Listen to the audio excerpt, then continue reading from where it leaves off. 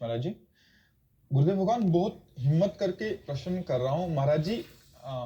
पूछना चाहते हैं कि आपके निकुंज गमन लीला के बाद भी जैसे अभी आपके प्रगट रूप का लाभ सभी को मिल रहा है, वो जगत में चारों ओर एक भागवतिक परमाणु का वातावरण बना है, ठीक ऐसा ही लाभ वर्तमान पीढ़ी को, आने वाली पीढ़ी नहीं। भगवान किसी दूसरे को तैयार कर दे बात अलग है, ऐसी नहीं।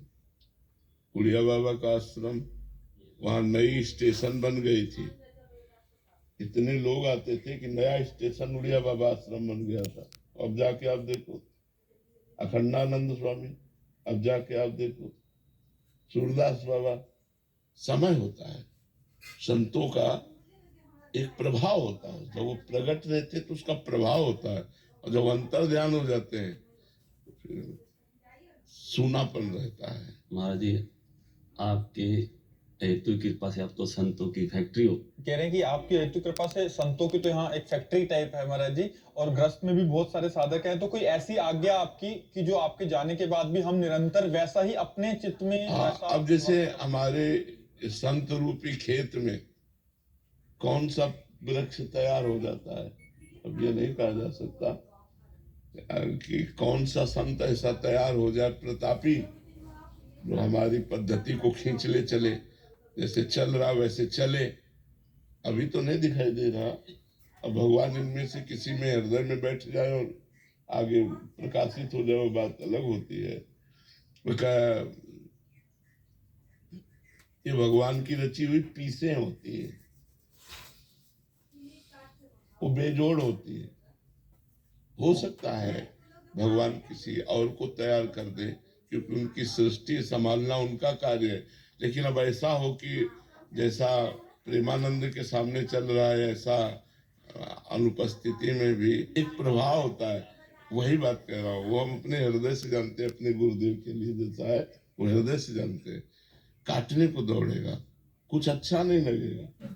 बात पास है ना, तो देखे ना देखे है तो एक मतलब हृदय में तसल्ली था। जब हफ्ते में गए, आंख में से आंख मिलाई, दर्शन किए, एक हृदय में, और ना भी के तो है हमारे दिमाग में, वहाँ है।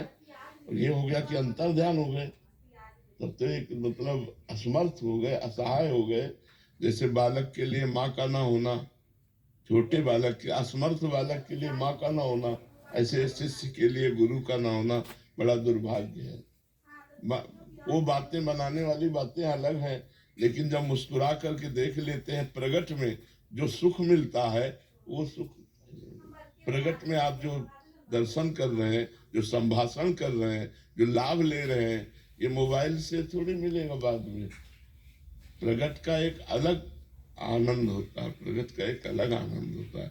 मोबाइल तो आकर्षण करके हम तक लाएगा, शराब छोड़ोगे, मांस छोड़ोगे, गंदी बातें छोड़ोगे, लेकिन अध्यात्म में जो कदम बढ़ेगा वो यहाँ के संग से बढ़ेगा, यहाँ के दर्शन से, यहाँ के वातावरण से, यहाँ के भागवतिक प्रभाव से अध्यात्म उन्नति होती है। तो इसीलिए बड़े बड़े संतों ने कहा कि हमें वैकुंठ नहीं, हमें इसी मृत्यु लोक में रखो, क्योंकि साधु समागम होगा, संत समागम होगा। तो संत समागम जब है तो लाभ ले लो, जब नहीं है तो आगे भगवान जाने क्या होगा। क्योंकि